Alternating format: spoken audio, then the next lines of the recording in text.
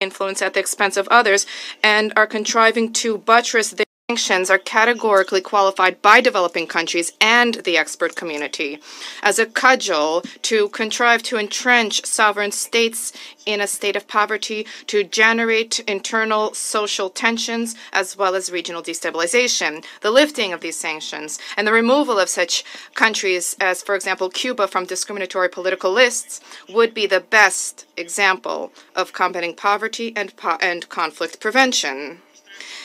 Issues related to external debt are also being exacerbated. Since 2011, the number of states with high debt levels rose from 22 to 59. African countries' external debt has greater than 24.5% of their aggregate GDP, and at the same time in many states in the region, this figure is significantly greater, up to 60%, and expenditures for servicing these debts are outstripping expenditures for education and medicine. The highest percentage rates for debt obligation servicing apply precisely for the poorest countries of Africa, Latin America, Asia, and the Pacific Ocean. Thus, in accordance with the so-called rules-based order, which is championed by the West, this so-called rules-based order, which was mentioned today, the Global South falls into the trap of cyclical debt accumulation and is transformed into a bargaining chip for Western states' geopolitical agendas. There's an alarming situation experienced by those countries also who are not being targeted by sanctions or are mired in a debt trap. For example, since 2024, we have seen a sustained trend of the reduction of external assistance by major donors. According to OECD assessments, overall official development assistance levels in 2024 fell by 7.1%. According to forecasts this year, 2025, this figure may fall by yet another 9 to 17%. Appeals from the UN Development and Humanitarian Assistance Agencies are only 10 to 20% met, and donors presently have priorities other than helping countries in need. They are reorienting their budgets to militarize their economies and to finance the weapons-related demands of other states. Thereby, they are merely fanning the flames of current conflicts instead of honoring their obligations and preventing those conflicts, including by combating poverty in the least developed countries. Blatant examples of external players dragging developing countries into a quagmire of poverty and instability is seen in specific country and regional situations. For example, the situation in Afghanistan. Afghanistan had for years been dependent on international assistance due to the NATO troops' presence over the span of 2 decades, and subsequently was financially depleted, targeted by unilateral sanctions, and on the brink of humanitarian economic collapse. Sahara countries, in addition to illegitimate unilateral restrictions, are encountering catastrophic underfinancing of the humanitarian appeal. 9%, that is the amount from the overall humanitarian needs, which the people of the region, buffeted by terrorism, as a result of NATO's armed incursion in Libya, and has been receiving. The Council's agenda is replete with such examples. To conclude, we once again wish to draw the Council members' attention to the fact that it would be more advisable to consider questions being raised today at universal and specialized United Nations formats and mechanisms. These include the General Assembly, as well as the leading bodies of the United Nations Development System, including the executive funds and programs, in order not to jeopardize the principle of the division of labor between the principal organs of the United Nations. The Security Council could turn to them, however, merely in the context of the maintenance of international peace and security and for specific country situations. The body that holds a unique position at the intersection of peace and development issues, the PBC, also is positioned to contribute to enhancement of coordination of efforts, where the voices of host state governments are given pride of place. At the same time, we believe that in order to implement Agenda 2030, there's a need to revert back to dialogue among states based on sovereign equality of all of the members of the international community and their right to choose their economic models, as well as in accordance with the principle of indivisibility of security. The fight against poverty needs to remain the leading, unchanged priority for our collective action. Success will be determined by whether we are capable to usher in a transition away from past colonialist practices towards a future of mutually respectful relations. Thank you. Thank the representative of the Russian Federation for the statement. I now give the floor to the representative of Panama. Thank you very much, Mr. President. Panama would like to thank Guyana for convening this open debate, which addresses a complex and profound issue, but one which is of great international relevance. We also welcome His Excellency Hugh Hilton Todd, Minister of Foreign Affairs of the Cooperative Republic of Guyana. Also, we would like to acknowledge the valuable contribution of Mr. Antonio Guterres, Secretary General of the United Nations, Madam Kani Wignaraja, Assistant Secretary General and Regional Director for Asia and the Pacific, and the representative of the African Union, Mr. Mohamed Ali Yusuf. Mr. President, we live in a world where, as was reaffirmed by the vast majority of member states in the Pact for the Future, where peace, international security, sustainable development and human rights are inextricably linked. For Panama, conflict and its most direct manifestations of violence undoubtedly worsen poverty and the challenges to sustainable development. But we also recognize that structural conditions such as inequality, colonial legacy, external interference can provide fertile ground for instability without being direct causes of conflict. In this regard, it's essential that we highlight that more than poverty in itself, it's the institutional weakness which very often makes social tensions become organized violence. States where institutions are challenges, where justice, security, and basic services are inaccessible or unequal, are particularly vulnerable to cycles of violence and conflict. Unfortunately, this reality can be seen clearly in the case of our brotherly nation of Haiti. Today, it's facing a multidimensional crisis that goes beyond the humanitarian issues. More than 85% of its capital is under the control of armed gangs. Murders, sexual violence, and systematic violations of human rights have increased, and 1.3 million people are internally displaced. To this data, we have to add the weak government that's made it possible for fear and exclusion to have become instrumentalized by violent actors in order to forcefully recruit children and young people. It's not just an issue of poverty, it's a collapse of the social contract. We are seeing similar situations in the Sahel, in Central Africa and very many other regions where things like climate change, food insecurity, restrictions on the rights of women, ethnic discrimination, amongst other things, are leading to conditions of instability, and those effects directly affect the civilian population. The pattern is repeated. According to the Multidimensional Poverty Index of the United Nations Development Programme in 2024, more than 1.1 billion people are living in acute poverty, and almost half of them, in almost half of those cases, these are conflict situations. Additionally,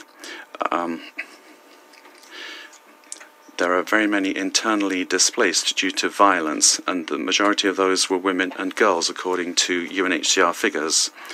And the same report says that 455 million people living in poverty are specifically in conflict contexts. President, Panama firmly believes that international action must be focused not only in mitigating the effects of conflicts, but also in strengthening the institutional capacities of states to prevent these situations, strengthening the rule of law, fair access to public services, and the promotion of legitimate institutions that are transparent and effective are strategic investments for lasting peace. Just as violence, poverty, and social fragmentation tend to feed into each other, the Sustainable Development Goals show that improvements in education, health, employment, and governance can generate a positive impact, strengthening social cohesion and preventing a resurgence of tensions. President, in this global challenging environment, Panama stresses the need for this Council to broaden its view and not just look at immediate security situations. We need to recognize that current situations are complex, interdependent, and multidimensional. Responding to those with a comprehensive vision that includes strengthening institutions will mean that we will be better prepared to build genuine and sustainable peace. Thank you very much. I thank the representative of Panama for the statement. I now give the floor to the representative of Slovenia. Thank you, President, and thank you to the Guyanese presidency for organizing this open debate. I also wish to join others in thanking Secretary General Guterres, UNDP Assistant Secretary General Wagneraya, and the EU Commission Chairperson Youssef for their valuable briefings. Mr. President, the UN Charter entrusts Security Council with a broad mandate to maintain international peace and security. This responsibility extends beyond conflict resolution. It also places upon this body a crucial role in early warning and conflict prevention. While other UN bodies, such as ECOSOC or the Peacebuilding Commission, might be better positioned to develop concrete solutions for complex and mutually reinforcing relationships between poverty, underdevelopment, and conflict, debates such as today's can enhance the Security Council's ability to better fulfill its primary responsibility. As we walk to this chamber, the UNDP's headquarters across the street reminds us daily, quote, "There is no peace without development, and there is no development without peace," unquote. Although conflict is by no means exclusive to developing countries, numerous studies confirm that the risk for conflict is significantly higher in contexts marked by poverty, inequalities, weak governance, the erosion of trust in public institutions, deep economic challenges, and climate stress, among other contributing factors. Road to violence often begins long before the first bullets are fired. Mr. President, today I'd like to offer 3 considerations for the Council. First, investments in development and resilience are investments in peace and security, and evidence proves they are cost-effective. Achieving the 2030 Agenda remains the main instrument to address root causes of poverty, conflict, and instability. Sustainable development, strong institutions, good governance based on the rule of law, respect and protection of human rights, as well as access to basic services such as water and sanitation, education and healthcare not only save lives, they also reduce the immense financial cost associated with post-conflict reconstruction. Prevention is the most efficient and cost-effective tool to guide fragile countries from conflict towards peace and resilience, enabling them to absorb, mitigate, and withstand shocks. This is a trade-off that decision makers cannot afford to ignore. Second, we believe in human-centered approach to security. Our responses must include climate adaptation, food security, sustainable development, and inclusive access to essential services, education, jobs, and economic opportunities. Investing in children's well-being and empowering women and youth are necessary and effective peace-building strategies. Education remains one of the most powerful tools to counter radicalization and prevent recruitment into armed groups. Ensuring access to education, especially for girls, is one of Slovenia's key priorities during our term on the Executive Board of UNICEF, and in 2024, Slovenia joined the School Meals Coalition, which aims to ensure that every child worldwide has a school meal by 2030. Also important is the aspect of human dignity. The full, equal, meaningful, and safe participation of all women, including those facing social and economic exclusion, has been shown to improve the effectiveness of conflict prevention, mediation efforts, and humanitarian response. Slovenia has placed the empowerment of women in the center of its development aid policies as the critical element to strengthen societal resilience and advancing sustainable development. Finally, without sustained efforts to build resilience, today's challenges will re-emerge tomorrow. Advancing the coherent implementation of the triple nexus remains critical to the effectiveness and sustainability of our collective response. The triple nexus approach must be operationalized in practice through integrated investments in basic social services, local governance, and social cohesion, alongside peacekeeping and peace-building efforts. As the member of the Security Council, ECOSOC, and the Peace-Building Commission, Slovenia remains committed to building bridges between these three bodies so that they could better address complex and multi-phase challenges that we are facing today. I thank you. I thank the representative of Slovenia for the statement. I now give the floor to Ms. Maria Malmer Stenergrad, Minister of Foreign Affairs of Sweden.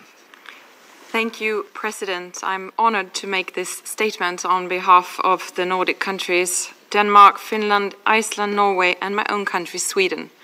Last week, the Uppsala Conflict Data Program established that the number of armed conflicts in the world has reached a historic high. There are now 61 active conflicts. We firmly maintain that respect for international law is essential for peace, security, and development. In this chamber, we are often reminded of the direct casualties of war.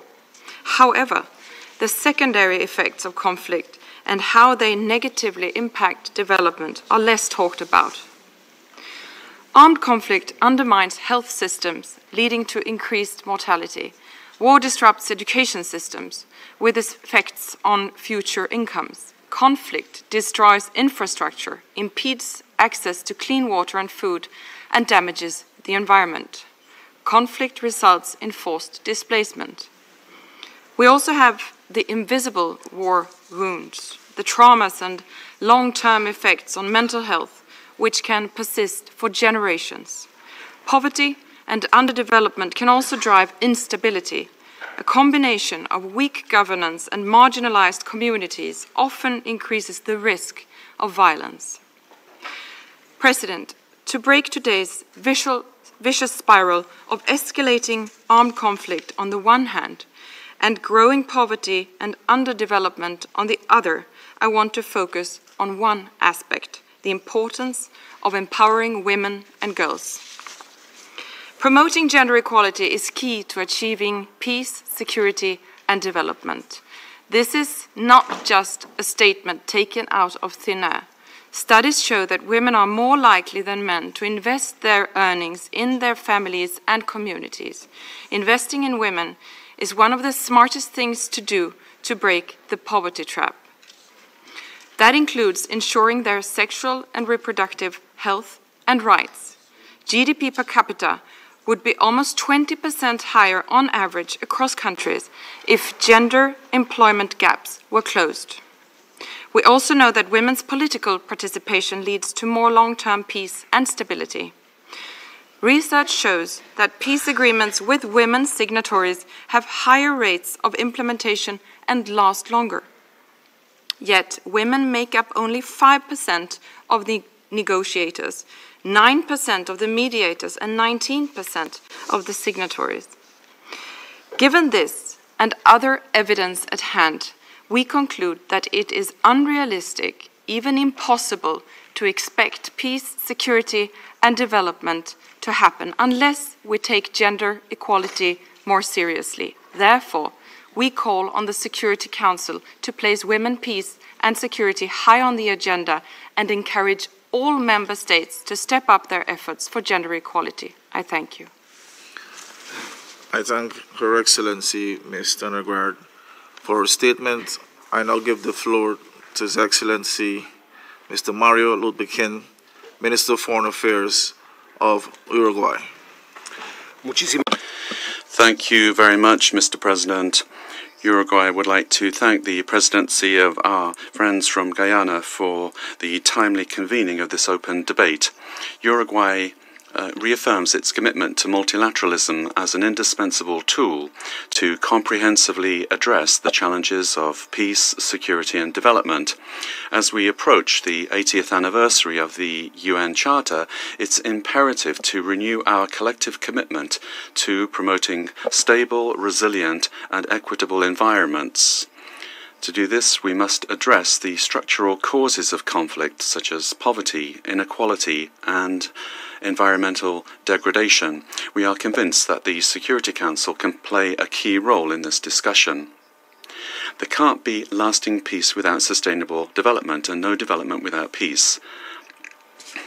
Managing risks and building resistance demands comprehensive approaches that connect security with development and human rights, alongside a robust, fairer and more equitable international financial architecture.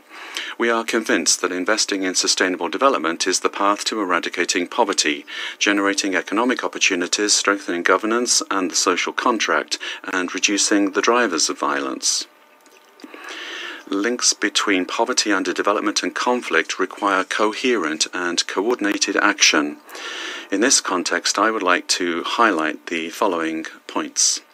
Firstly, data shows that in context of multidimensional poverty, where there are combined deficiencies in access to basic services, education, decent employment, and the full exercise of rights, the social fabric weakens and the conditions that fuel cycles of violence are amplified. Therefore, it is essential that the Security Council's early warning mechanisms integrate structural variables such as territorial inequality, gender gaps, or youth unemployment and institutional weakness in order to effectively anticipate tensions. Secondly, peace must translate into opportunities for those living with multiple deprivations, especially children, youth, and women in post-conflict settings. Decent work, education, and economic inclusion must be at the heart of prevention strategies, as well as be part of the comprehensive frameworks for peace missions and international cooperation. In this sense, we reiterate the importance of reforming the international financial architecture to ensure mechanisms for debt restructuring and relief, investment attraction, and developing financing. Thirdly, we believe that peace building and sustainable development must be anchored in context-sensitive diagnostics centered on communities, local ownership, understanding of social territorial dynamics, and the participation of youth and women are necessary conditions for the success of multilateral efforts aimed at conflict prevention and the building of resilience, in addition to strengthening the legitimacy of the processes and contributing to restoring the social fabric. And four, while the interdependence between security, development, and human rights is widely recognized, a gap persists between discourse and action, with a concerning trend towards prioritizing military responses over comprehensive and preventive approaches. the Security Council needs mandates to integrate sustainable development, territorial equity, and distributive justice. These are key dimensions for achieving lasting peace, including in the design and implementation of peacekeeping operations. I would like to mention that as a member of the PBC, we believe that this body can and should play an active role as a bridge between prevention, development, and peace building, offering strategic advice based on the experiences of affected states. We should also strengthen the role of ECOSOC in monitoring development financing alongside the Security Council strategies in conflict or transition contexts, ensuring a coherent response that integrates always with the 2030 Agenda. We need to focus on the early stages of a conflict cycle for prevention, address structural causes of conflicts, many of which are socio-economic in nature, and rely on strong investments in quality public services and economic opportunities. These are fundamental elements to providing responses that reinforce cohesion and restore the social contract. Uruguay is committed to working actively to ensure that the United Nations system evolves towards a more coherent, inclusive, and preventive approach. Only through effective multilateralism centered on human rights can we move toward truly sustainable peace. And I think that that's what we should be concentrating on in our work. Thank you. I thank His Excellency Mr. Lubekin for his statement. I now give the floor to His Excellency Mr. Tawhid Hussain, Advisor for the Ministry of Foreign Affairs of the Interim Government of Bangladesh. Thank you. Mr. President, Excellencies, I thank the Presidency of Guyana for organizing this timely and important debate. We live in a world where poverty, underdevelopment, and conflict all are interconnected. If we are to preserve international peace and security, addressing these challenges is not an option, it is an essential. In Bangladesh, we have always viewed young people as agents of positive change, from the historic language movement of 1952 to our liberation struggle, and most recently the student-led Monsoon Revolution. Our youth have consistently led the way in fighting against inequalities and injustice. We are also deeply aware of the consequences when young people are denied access to education and employment. Across regions and contexts, large segments of youth, when left behind, can become vulnerable to manipulation and violent ideologies that exploit identity and faith. Excellencies, this Council is well aware that protracted crises often emerge from systemic marginalization. For over 8 years, Bangladesh has been hosting 1.2 million Rohingya refugees who fled from their own country, Myanmar, due to persecution by the military regime.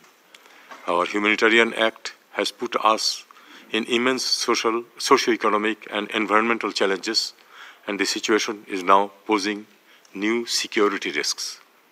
We call for renewed international attention and action to ensure their return with safety and rights.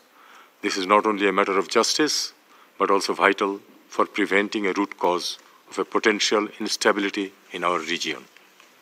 Mr. President, the current development and security landscape are shaped by long-standing inequities, many of which are rooted in centuries of political subjugation and economic exploitation. Correcting these imbalances is our shared responsibility.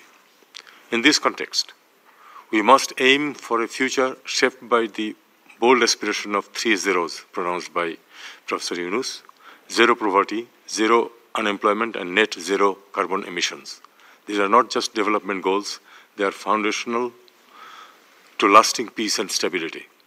Realizing this vision will require an alignment of peace-building efforts with inclusive and forward-looking development strategies. Here, we see strong merit in closer coordination across the 3 pillars of the UN. It is imperative that this Council works closely with ECOSOC and Peacebuilding Commission to ensure that peacebuilding strategies are in conformity with development realities. Instead of only investing in recovery, we must also build resilience. Let us enable people, especially the most vulnerable, and give them the opportunity to thrive. In doing so, we see the transformative potential of social business pioneered by Nobel laureate Professor Muhammad Yunus. By prioritizing people over profits, such enterprises boost inclusive growth and reduce grievances that would otherwise lead to unrest. We believe this approach offers valuable lessons worth replicating globally. Bangladesh remains committed to doing its part and to working alongside all concerned in pursuit of a more just, peaceful, and secure world. I thank you, Mr. President. I thank His Excellency Mr. Hussein for his statement. I now give the floor to His Excellency Mr. Benedito dos Santos Freitas, Minister for Foreign Affairs and Cooperation of Timor-Leste. Thank you, Mr. President. At the outset, we thank Guyana as the President of the UN Security Council for organizing this important high-level open debate. We wish to also thank you, His Excellency Mr. Antonio Guterres, the UN Secretary General, for his comprehensive remarks, and we extend our gratitude to the Assistant Secretary General of the UNDP and the Chairperson of the African Union for their comprehensive briefings. Mr. President, esteemed members of the Security Council, Excellencies, distinguished delegates, it is a great honor for Timor-Leste to contribute to this debate on the poverty, underdevelopment, and conflict implications for international peace and security. Mr. President, Excellencies, poverty and underdevelopment are not merely social conditions. They are potent catalysts for instability. In fragile states, they exacerbate tensions both within and between communities. A lack of access to basic services, high unemployment rates, and pervasive marginalization create profound grievances that can readily escalate into violent confrontations, thereby undermining peace agreements and perpetuating cycles of instability. Furthermore, weak institutions often struggle to deliver governance, security, and justice impartially, transforming poverty and underdevelopment into both symptoms and primary drivers of conflict. As member of the G7+, a group of fragile and conflict-affected states, we possess first-hand experience of how deeply socioeconomic vulnerabilities shape peace-building efforts. Our insights we share today are drawn directly from our own journey from fragility to progress. After the restoration of independence in 2002, Timor-Leste faced devastated infrastructure, fragile institutions, and deep socioeconomic exclusion. This dire situation prompted us to fundamentally rethink our trajectory of nationhood in close collaboration with our international partners. Through sustained international partnership, inclusive politics, and targeted poverty reduction initiatives, we have achieved measurable progress. Through significant challenges undeniably remain. Through community-driven development programs and strategic rural infrastructure investments, the national poverty headcount ratio notably fell from 50.4% in 2007 to 41.8% in 2014. However, the triple shocks of the natural disasters, the COVID-19 pandemic, and political deadlock from 2017 to 2023 severely hamper our poverty alleviation efforts. The current government is diligently working to reverse these setbacks. To diversify our economy, the government established the Petroleum Fund in 2002. This fund has enabled significant investments across various sectors, including agriculture, small and medium enterprises, and nascent tourism. The Petroleum Fund's establishment also led to the dramatic expansion of electricity coverage from single-digit percentages at independence to 97% nationwide, and an impressive increase in life expectancy from 57 to 70 years over 2 decades. Critically, all our development and peace-building programs are fully integrated into the government's annual planning cycle and meticulously aligned under the Strategic Development Plan 2011 to 2030. This plan sets clear indicators and objectives with the overarching aim of achieving middle-income status by 2030. Despite these achievements, persistent challenges include low economic growth, rising unemployment, continued poverty, and underdeveloped infrastructure. To address this, the government empowers rural communities to manage small-scale infrastructure projects, ensuring their relevance, ownership, and long-term sustainability. Unconditional cash transfers for vulnerable households continue to reduce acute food insecurity and foster vital social cohesion. The government remains committed to strengthening public financial management and anti-corruption frameworks, thereby increasing transparency and accountability in the resource allocation. We have also launched public-private partnerships in agro-processing and fisheries, effectively connecting smallholder farmers to both domestic and export markets. Given the decline in foreign assistance, we urge the international community to consider the following recommendations. Revisit the current financial architecture, provide multi-year programmatic funding modalities specifically tailored to fragile contexts. This will empower governments to plan and implement long-term development strategies under national leadership. The transition from over-reliance on official development assistance to fostering genuine economic resilience must be actively pursued. Integrate rigorous conflict analysis. Ensure that all development and humanitarian operations include thorough conflict analysis to mitigate unintended tensions and amplify peace dividends. Support digital infrastructure. Promote mobile banking and e-governance solutions that can leapfrog traditional development barriers and generate much-needed youth employment. Leverage expertise and investment. Seek expertise and investment from emerging economies and responsible businesses to diversify economics, facilitate knowledge transfer, and create sustainable value chains.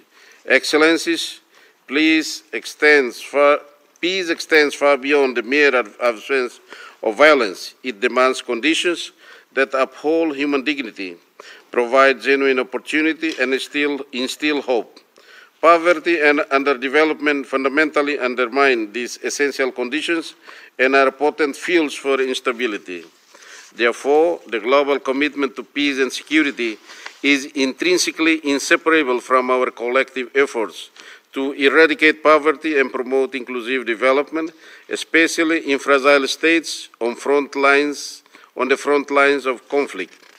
Timor-Leste reaffirms its unwavering dedication to this unified agenda and urges all partners to intensify collaboration and share responsibility in building a more just, peaceful, and prosperous world. I thank you, Mr. President. I thank His Excellency, Mr. Dos Santos Freitas, for his statement. I now give the floor to Her Excellency, Ms. Serap Guler, Minister of State at the Federal Foreign Office of Germany. Thank you, Mr. President.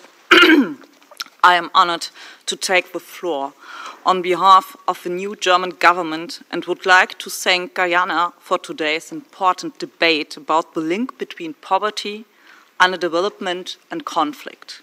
This year, we celebrate the United Nations' 80th anniversary. We must remember the three pillars of the United Nations: peace, development, and human rights are not standalone priorities. We must always keep in mind all the three pillars.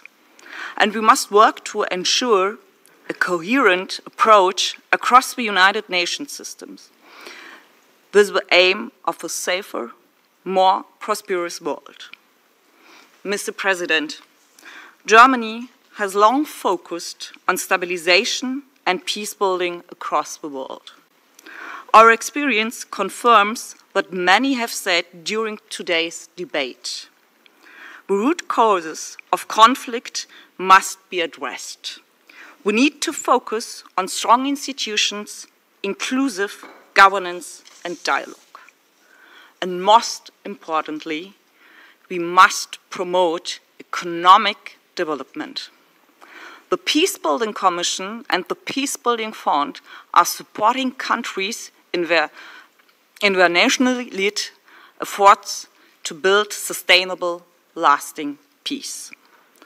Another great example of an inclusive approach is the Regional Stabilization Facility in the Lake Chad region, which Germany has supported for many years. Mr. President, as you have pointed out, addressing climate change must be a priority. Climate change undermines sustainable development. It makes communities vulnerable. It can lead to conflict. Germany has therefore set up a dedicated portfolio with climate-sensitive peace projects. The Security Council has recognized these links in several mission mandates. This was also underscored at the Peacekeeping Ministerial in Berlin on the 30th and 40th May of this year. We call on the members of the Security Council to continue this work, meeting the realities faced by many nations and people on the ground. At the same time, the entire United Nations systems must coordinate better to find solutions to the climate and development challenges. The UN Climate Security Mechanism is a perfect example of how to break down silos. Expertise must be combined across pillars. As long-time supporter and largest donor of this mechanism, Germany is proud to sponsor a network of climate and security advisors.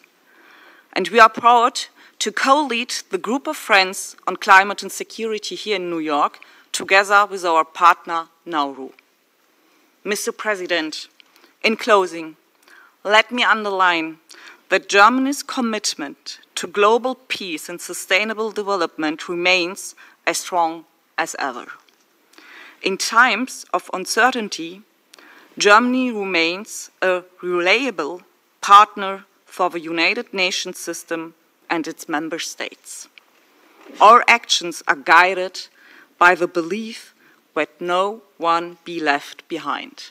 I thank you. I thank Her Excellency Ms. Gurler for her statement. I now give the floor to His Excellency Mr. Nguyen Minh Vu, First Vice Foreign Minister of Vietnam. Thank you, Mr. President. Mr. President, ministers and colleagues, I thank Guyana for organizing this important open debate. I also thank you and extend my delegation's appreciation to the Secretary General and others honorable briefers for the insight. I'd like to make 3 points. Firstly, I think that there's a common understanding around the table that there can be no lasting peace without sustainable development, and there's no sustainable development without lasting peace. And the Security Council is expected to not just realize, but to work more on this reality. Under the Security Council, primary responsibility is not to address poverty and underdevelopment. It played a pivotal role in shaping conditions for development through the maintenance of international peace and security. And in order to create good conditions for peace and security and development, we must give greater attention to the structural drivers of conflict: poverty, inequality, food insecurity, climate change, and the erosion of livelihood. These are not just development challenges, but also security challenges. And if not addressed properly, there can be triggers and even multipliers of conflict. And therefore, there's a need for a shift in mindset. Political solutions are not enough. A military solution should be minimized.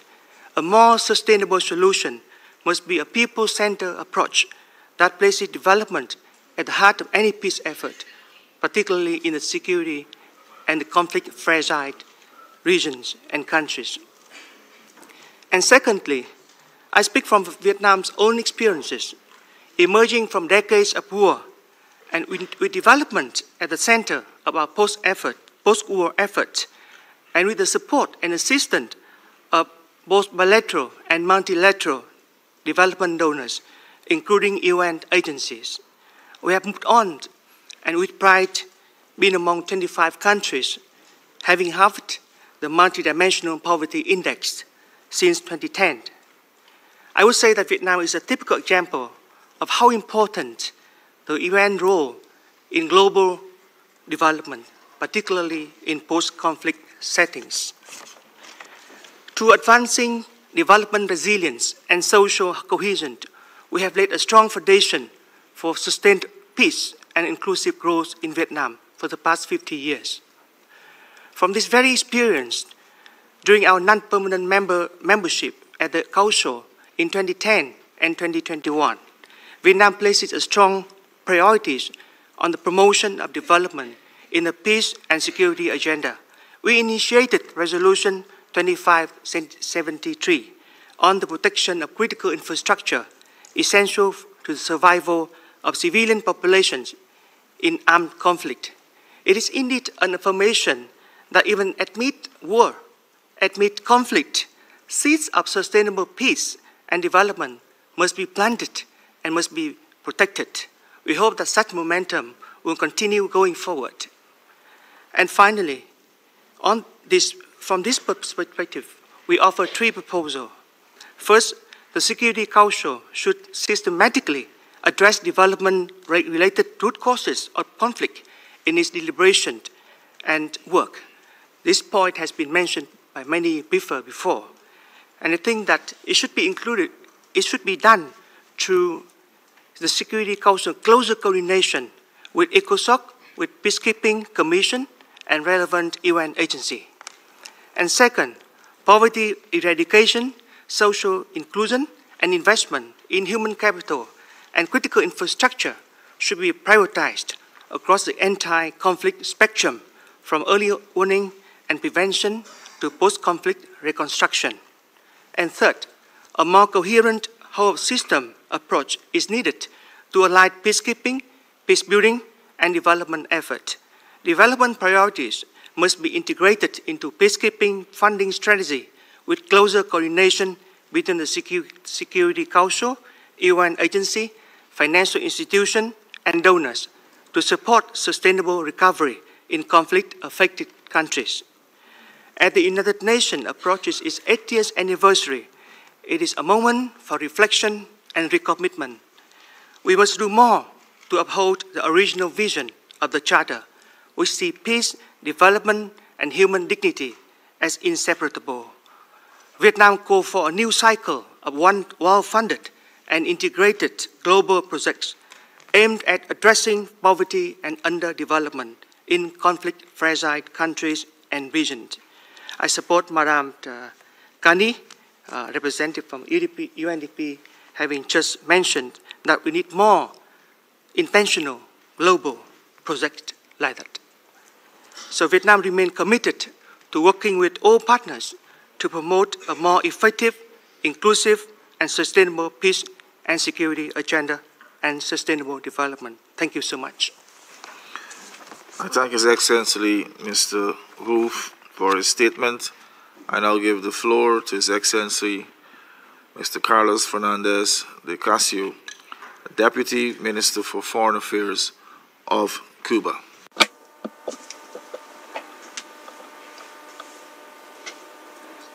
Mr. President, we thank Guyana for promoting this meeting under the leadership of your President. First and foremost, Cuba strongly condemns the Israeli genocide against the Palestinian people and the recent and unjustified attacks against the Islamic Republic of Iran.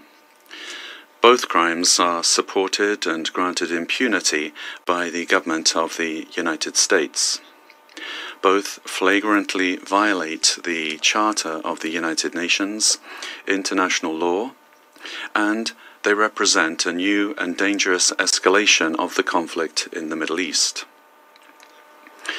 At the Millennium Summit in 2000, the historic leader of the Cuban Revolution, Fidel Castro Ruz, stated, and I quote, "Anyone can understand that the fundamental goal of the United Nations in the challenging century that is beginning is to save the world not only from war, but also from underdevelopment, hunger, disease, poverty, and the destruction of the natural means that are essential for human existence. And it must do so urgently before it is too late." End of quotation. A quarter of a century later, and as we approach the 80th anniversary of the organization, we are a long way away from saving the planet. A recent report by the Secretary General indicates that 47% of the Sustainable Development Goals, which are already conservative and limited, are not progressing at a sufficient pace, and 18% of them are regressing. So there is the risk that more than 2/3 of the 2030 agenda goals will not be met, with only 5 years remaining before the agreed deadline that was set in 2015. Now, more than ever, international peace and security are threatened by escalating conflicts, acts of aggression, unconventional wars, economic blockades, regime change attempts, and frequent violations of the UN Charter and international law. Enormous resources are squandered on the arms race, with global military spending rising alarmingly for the 10th consecutive year. In 2024, it reached $2.718 trillion. That's a 9.4% increase over 2023, driven by the war-focused policies and trajectory of the United States. Meanwhile, global poverty has not decreased, and hunger levels have drastically increased throughout the world. Conservative data indicates that in 2024, 670 million people were living in conditions of extreme poverty.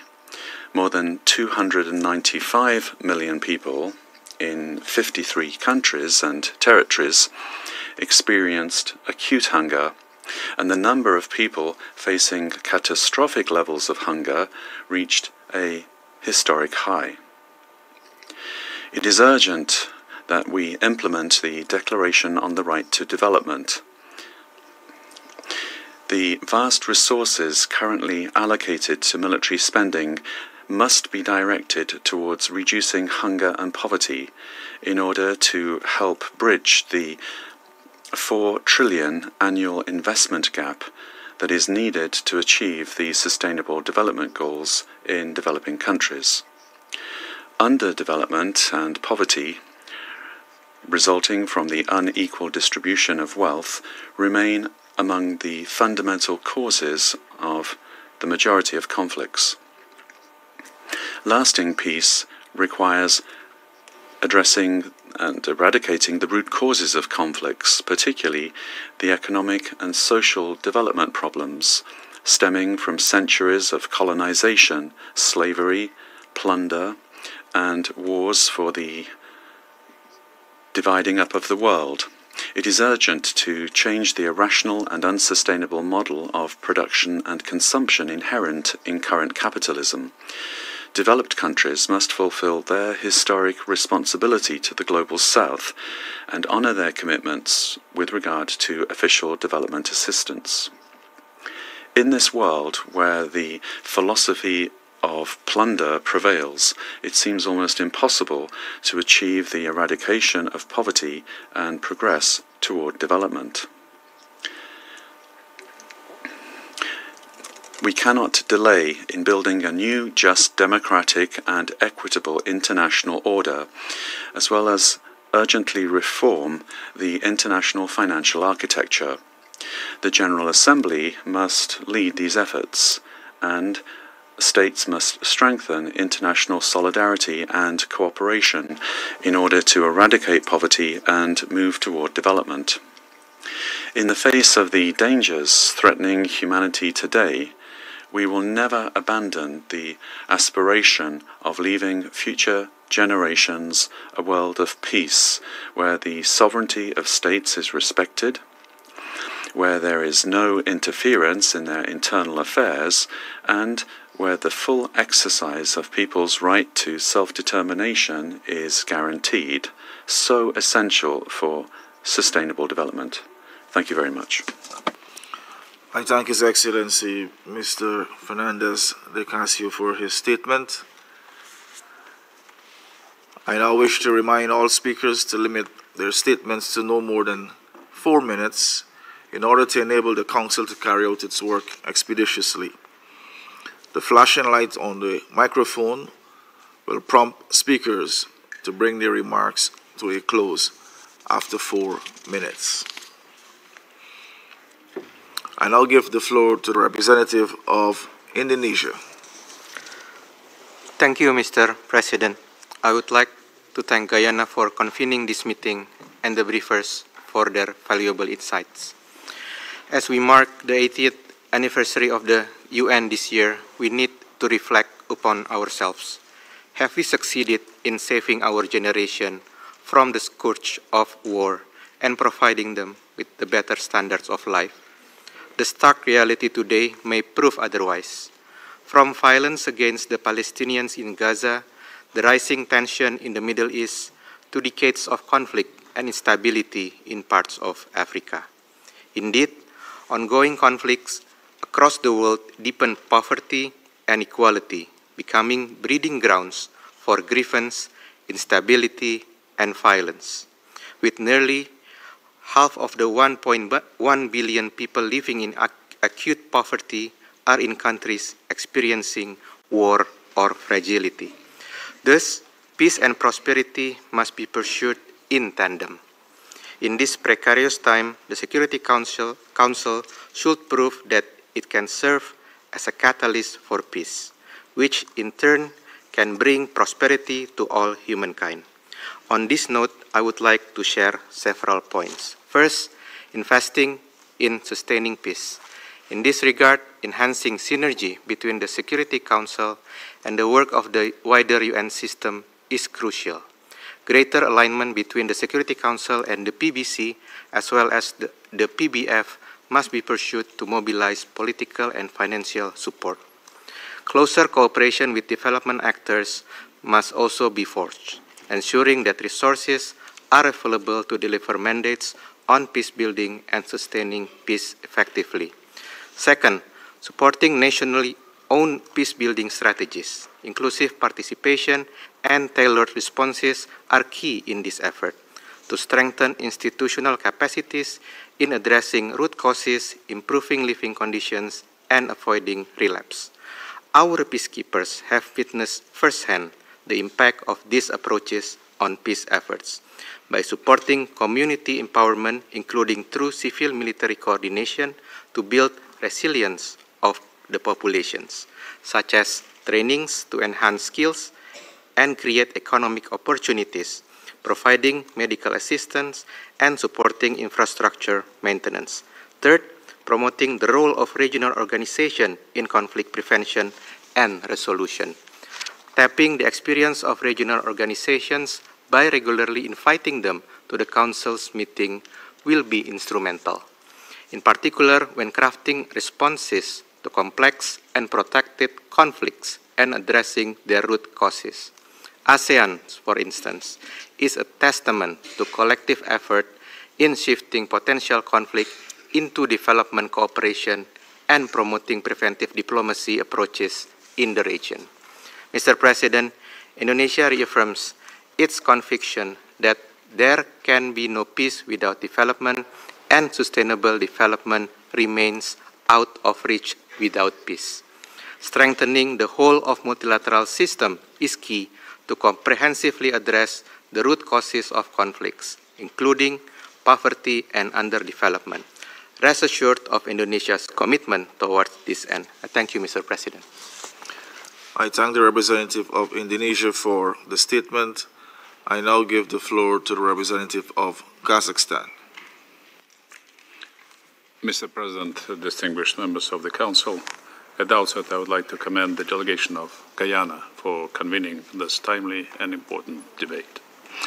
We convey our appreciation to Secretary General Antonio Guterres, Assistant Secretary General of UNDP, Kani Ignoraya, and Chairperson of the African Union Commission for their thorough briefings. Kazakhstan firmly believes that there is no sustainable peace without sustainable development, and equally no sustainable development without peace. This nexus is not merely theoretical. It is reality for millions around the world. Many conflicts are directly linked to insufficient development, rooted in extreme poverty, unequal distribution of resources, lack of employment opportunities, and inadequate infrastructure. The setbacks facing the achievement of the Sustainable Development Goals by 2030, alongside the increase in conflicts and the overwhelming demand for humanitarian aid, underscore the urgency for our collective action. The situation in Afghanistan, where years of conflict have deeply intertwined with underdevelopment and humanitarian challenges, serves as a stark reminder of these profound linkages in our region. The Security Council, while fulfilling its mandate, needs to bolster comprehensive and cohesive UN effort to prevent violent conflict. This includes supporting economic, social, and political transformations, protecting development gains during active conflicts, and promoting long-term transactions to prevent a return to violence. As the concept note highlights, every dollar invested in prevention can save a significant amount in conflict-related costs, but most importantly, it saves human lives. This clearly demonstrates that tackling poverty and underdevelopment is indeed a powerful tool for conflict prevention. Kazakhstan therefore calls for enhanced cooperation between the Security Council and other relevant UN organs, such as the General Assembly, the Economic and Social Council, and the Peacebuilding Commission. This synergy is crucial to effectively address the deep-rooted factors that drive and sustain protracted violent conflicts. As a practical step, we suggest that ECOSOC members should be included in the Security Council's field missions to subsequently work on socio-economic issues in the respective countries. We must also strengthen our early warning and conflict analysis capabilities to better understand the diverse root causes of conflict and ensure that our decisions and mandates are informed by these crucial insights. Recognizing that the causes of conflict vary across regions, it is vital to support tailored, region-specific approaches. In this context, the establishment of the UN Regional Center for Sustainable Development Goals for Central Asia and Afghanistan in Almaty City stands as a testament to the commitment of Central Asian nations to advancing peace and stability through sustainable development and joint action. In conclusion, as we approach the 80th anniversary of the United Nations and in light of the Pact for the Future and Secretary General's UN 80 initiative, let us recommit to a comprehensive, holistic approach that prioritizes prevention and sustainable development as the bedrock of international peace and security. Kazakhstan stands ready to contribute to those vital efforts. I thank you. I thank the representative of Kazakhstan for the statement. I now give the floor to the representative of Austria. Thank you, Mr. President, Excellencies, colleagues. The saying that there can be no peace without development and no development without peace may sound like a closed loop, perhaps even a vicious cycle, but history teaches us that cycles can be broken. And we have seen that transformation is possible. We've seen this globally in many countries around the world, and we've seen it also in our own country, in Austria. As we mark the 80th anniversary of the UN Charter, it is time to reaffirm the vision of a world where peace and sustainable development are not parallel tracks, but shared and inseparable goals. Let me highlight briefly 3 points. First, development is prevention. Conflicts do not arise in a vacuum. It often grows in the cracks of broken institutions, deep inequality and despair. Investing in it is not a luxury. It is actually a cost-effective imperative. And it's not just me saying this. A recent IMF paper estimated that the return on prevention ranges from 26 to $103 for each dollar spent. Therefore, Austria, through its development cooperation that last year totaled $1.8 billion, strives to contribute to peace building and conflict prevention in different ways. Second, investing in peace building is key. We therefore remain committed in global peace building. Adding to the $29 million Austria has given to the UN Multi-Partner Trust Fund over the past 5 years, we recently contributed a further $1 million to the Peace Building Fund and hosted a retreat to support the 2025 Peace Building Architecture Review.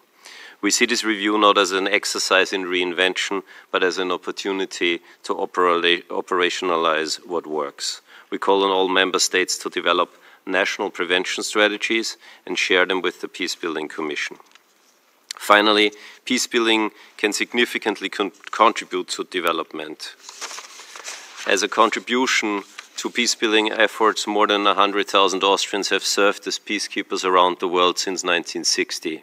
This includes missions in the Middle East, like UNIFIL in Lebanon, where our largest contingent is currently based, as well as others in the Western Balkans, in Africa and in Cyprus.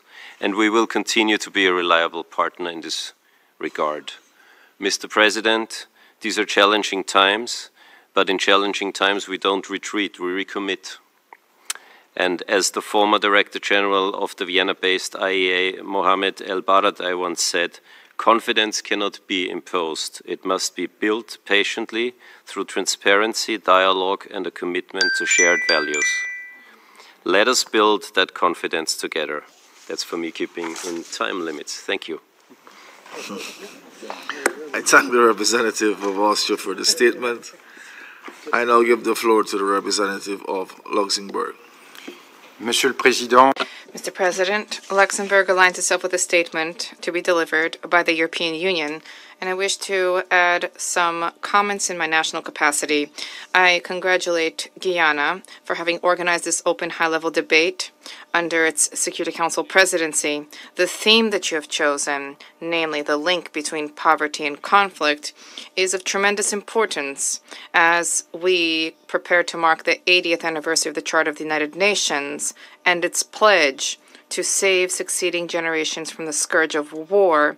We have 5 years left to achieve the Sustainable Development Goals under Agenda 2030.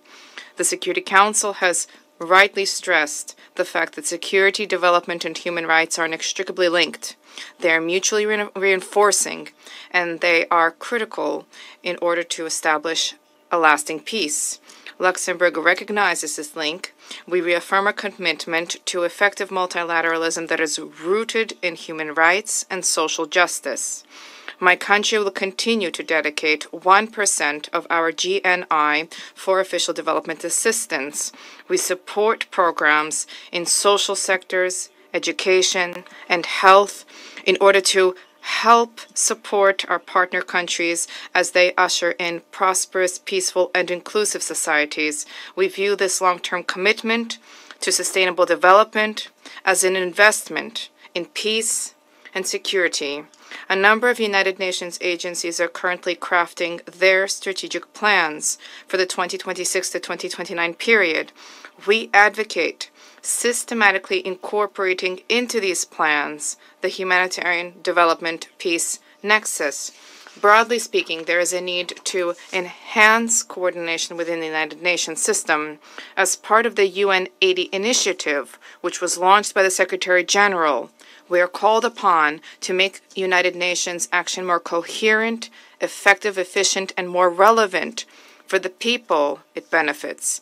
In the context of the implementation of the Pact for the Future and the review of the peace-building architecture, we believe there is a need to boost synergies between the Security Council and the Peace-Building Commission.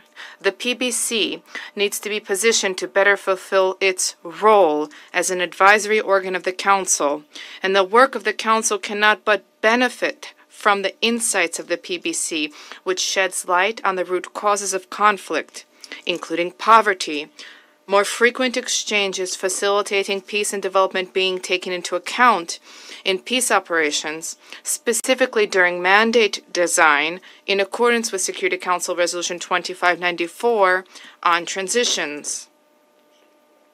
Luxembourg will continue to provide voluntary contributions to the Peacebuilding Fund and to support greater financing, therefore, through United Nations statutory resources in order to establish a lasting peace and to prevent conflict. Regional organizations, IFIs, the private sector, civil society all have a key role to play. There's an important need to propose prospects for the future for young people who represent a growing share of the population in developing countries, particularly in Africa.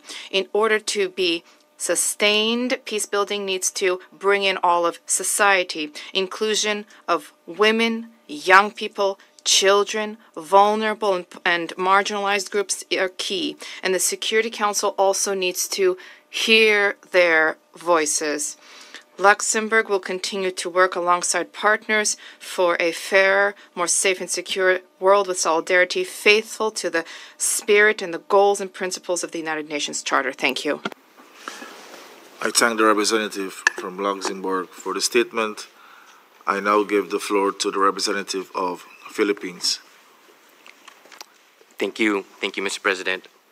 The Philippines congratulates Guyana for convening this timely, high-level open debate and thanks the Secretary General and speakers for their valuable contributions.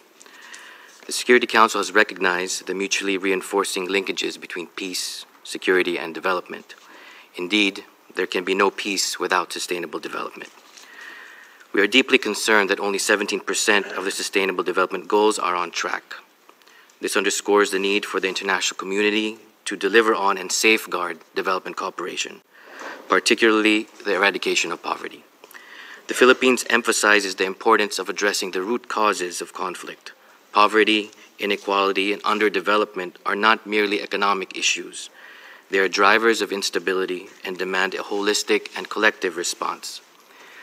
We therefore welcome the convening of the 4th International Conference on Financing for Development and urge development partners to scale up their support for the fulfillment of the SDGs, especially in developing countries in conflict and post-conflict situations. At the same time, Mr. President, there can be no lasting development without peace and security. This principle is enshrined in our national security policy and national development plan.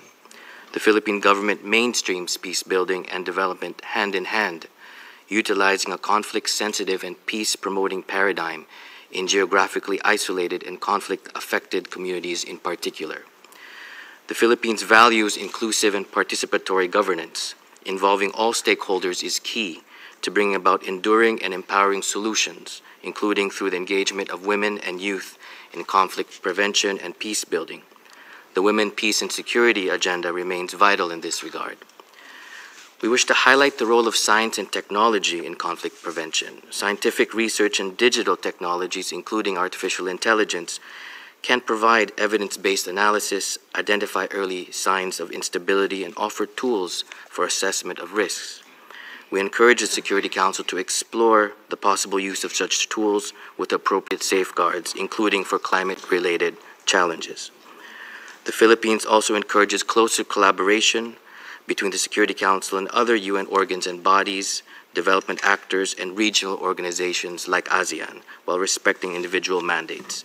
Coordination with the General Assembly, Peace Building Commission, ECOSOC, and the UN Development System can foster more integrated responses that address both security challenges and development priorities. This would be important for UN missions on the ground, working with regional offices and country teams, delivering complementary support for peace, development, and human rights. This is crucial for the UN as we commemorate its 80th anniversary.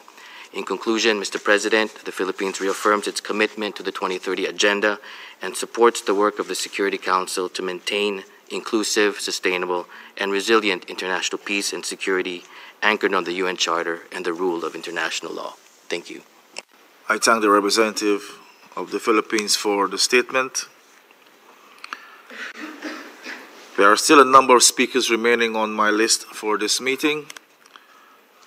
I intend, with your concurrence of the members, with the concurrence of the members of the Council, to suspend the meeting until 3 p.m. The meeting is suspended.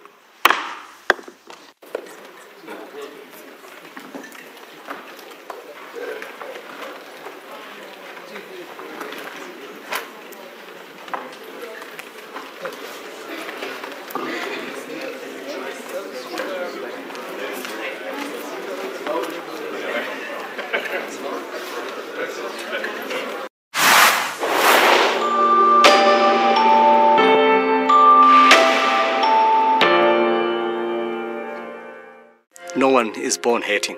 We are all born as human beings, free from prejudice. And as we grow up, we learn things, we acquire things, we pick up things from our environment, we read things. Words sometimes prompt people to later take violent action. And so it's important to shut down hateful speech so that it doesn't then encourage people to move toward actions that are even more dangerous and deadly. I think that hate is so pervasive. It keeps people from finishing school, it keeps people from being productive citizens, it keeps people from living their authentic selves and contributing to the world in the way that they can. So the psychological effects can be really profound and impact on an individual's levels of functioning. So it is important that this is something that we all stand up against, this particular issue, and we all know that we have a role and responsibility to create a safe working environment, but also a safe home environment. Everyone is vulnerable to hate speech, and we're going to see some form of discrimination at any age. If you're a victim of hate speech, if you're a victim of bias or discrimination, there is no age to be hurt. So the idea is to really, learn about the other, have the opportunity to interact with them frequently, so you know them as individuals, as human beings, rather than as labels or as groups as such.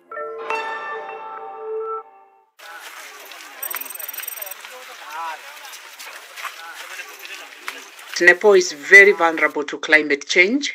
Children experience loss of homes and families because climate change presents itself in different ways. It comes in form of floods, it comes in form of landslides, it comes in form of lightning and strikes, and even wildfires when it's very hot. Then children experience loss of homes. They experience loss of education because of schools being washed away and being flooded. They experience loss of loved ones, including parents, including their own property or belongings like memories, school books, their clothing. They experience hunger because of floods which wash away crops.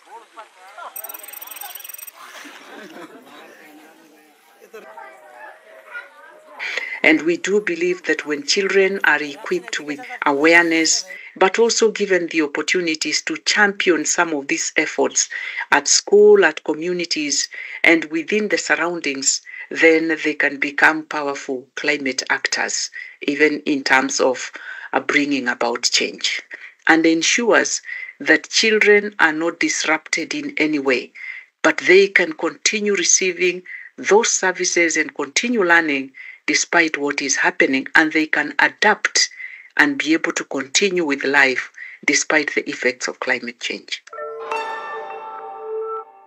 I'm in Haiti with a UN helicopter on our way to the capital, Port-au-Prince, because this is the only way to get in from outside right now. We've already been told this helicopter has been shot at before. Haiti's children, particularly here in the capital, Port-au-Prince, they're engulfed by violence and armed groups.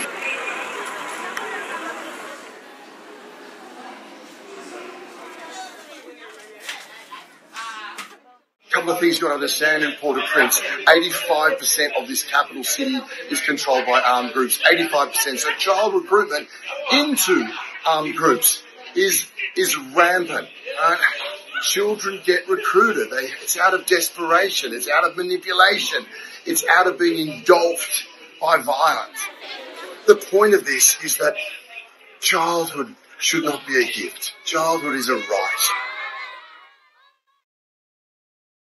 I believe that the role of the UN is quite essential, and that the people who attend it as delegates do want to know each other better and want very much to be understood.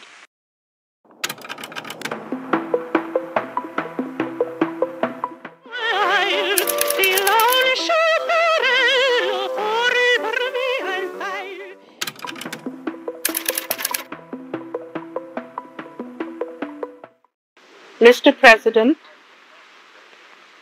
we are very pleased that it has been possible for the General Assembly to adopt a resolution on the Somali border question, which is acceptable to the parties concerned.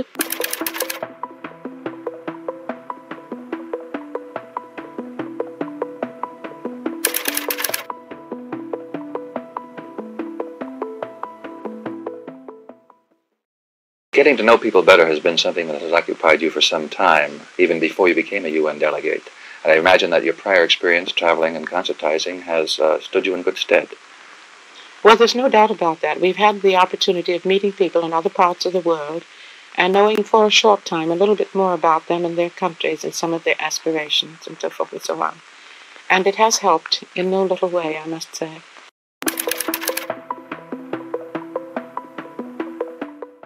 The true ambassadors of art and true ambassadors also of humanity. I introduce to you with her accompanist France group, Miss Marian Anderson.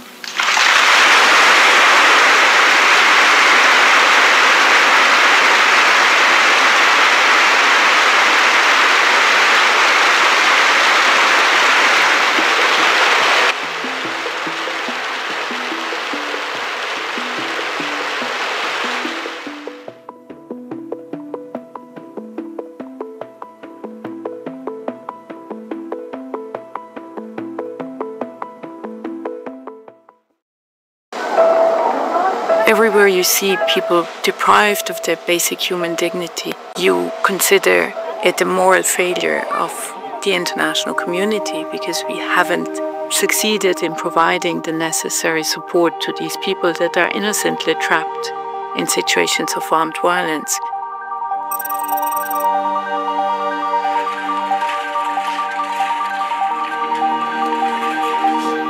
It's our core responsibility to do our best to reach these people, but we also need the agreement and the active support of the warring parties to allow us to access these trapped civilians wherever they are. The ICRC has been present in the region for many, many decades, including in Gaza. We have held these dialogues both with the authorities of Israel and with Hamas for many, many years. So this is why the ICRC had the ability to support the implementation of the ceasefire agreement, and in particular the release and the bringing back of the hostages and the detainees. We are not armed. We are not specifically protected other than by the trust that we receive from both sides and the security guarantees that we receive on both sides based on many, many years of working as a neutral intermediary and never taking sides in a conflict. We address violations of international humanitarian law regularly and very firmly, and especially when they occur. But we do it directly with the party concerned, and we do it confidentially. We don't disclose this information in public, and this has for many, many decades allowed the ICRC both to uphold the dialogue with over 200 armed groups, but also with all the governments in the world. People are really running out of food, clean water, medical supplies.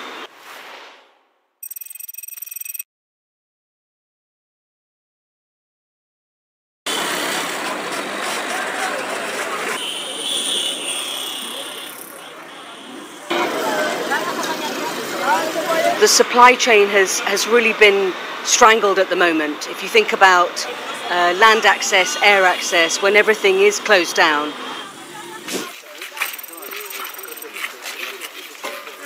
We are in Rugerero, which is the new site where the government of Rwanda has hosted the people that have crossed the border from Goma following the conflict that has really continued recently. And up to now, the government has received about 1,000 people that have arrived. They continue coming, and basic services being availed for them. We, as the United Nations community, we are all in a preparation mode. It's the beginning of the movements of people, so we need to be vigilant and continue to do the monitoring and support them as the need arises. President Chombe drove to Ndola Airport for ceasefire discussions with the United Nations. But fate intervened as the aircraft carrying Mr. Dag Hammarskjöld, Secretary General of the United Nations, crashed into the bush 7.5 miles north of Ndola.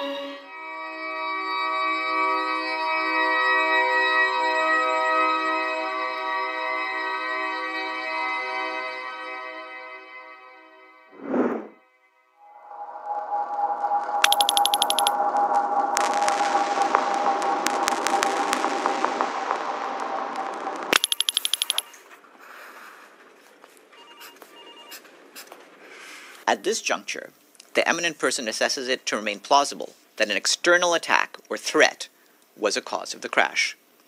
The eminent person notes that the alternative hypotheses that appear to remain available are that the crash resulted from sabotage or unintentional human error. The Secretary General notes that the eminent person considers that it is almost certain that specific, crucial, and to date undisclosed information exists in the archives of member states. The Secretary General further notes the eminent person's assessment that he has not received, to date, specific responses to his specific queries from certain member states. With significant progress having been made, the Secretary General calls on all of us to renew our resolve and commitment to pursue the full truth of what happened on that fateful night in 1961.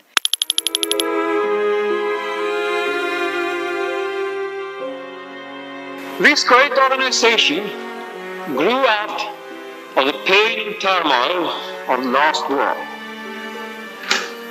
It welded together in what should be a continued cooperation for world peace, all those who had fought against oppression. By all who have sacrificed themselves, by all sacrificing themselves in the fight for freedom and peace.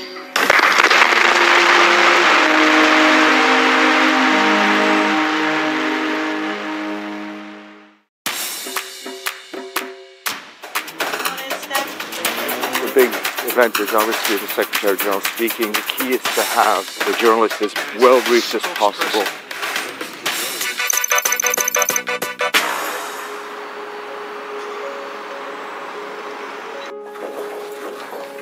The office of the spokesperson for the Secretary General is really the point of contact between the Secretary General and the global media. This office, which issues press statements, speeches, comments on events, we're the last line before things go out. And all of us in the office, every single staff member, has a huge responsibility. During the GA, every statement that goes out, every readout that goes out is always read by two people before it's issued to ensure that mistakes don't happen, because we wind up issuing about 120 readouts or so, dozens and dozens of speeches, and give dozens and dozens of interviews. The high-level week itself starts on the Tuesday, and there's a lot of interest in the Secretary General, what he's going to say up until Tuesday, until he delivers his speech. But after he delivers his remarks, the journalists shift their focus to all the visiting heads of states, the visiting heads of governments, the tension, the clashes, the agreements that are happening. So in a sense, the focus on the SG, on the UN itself, goes down a little bit, but the focus on the UN as a meeting place, as a convening place, rises, and we go with the flow and try to put out fires where they may occur and just make sure the journalists get what they need. This year we are in a period of great uncertainty, a period of conflict throughout the world, a period of great tension.